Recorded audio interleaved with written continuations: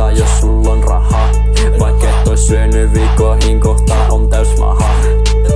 Harunitsa pizza, Harunitsa pizza, Harunitsa pizza, Harunitsa pizza. Voit ostaa kebua tai pizza, jos sulla on rahaa.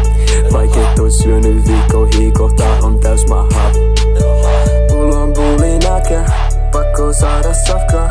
Mut en aio tytyä mihinkään paskaa lafkaan. Halu mennä Haruliin, sielt saa kebua. Mut älä laita sekaan mitä vitu rehuja. Saat sun mahas täyteen, jos sulla on millä maksaa. Harunin safkoilla koululukuvuoden jaksaa. Jos on hirveä krapula ja haluut mättöä, voit mennä hakee Harunista pari lättyä.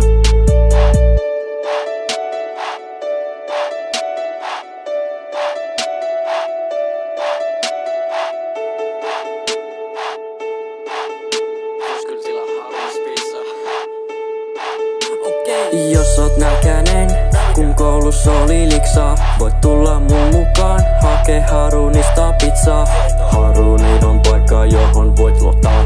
Siellä voit näyttää intohimosi ruokaa kohtaan.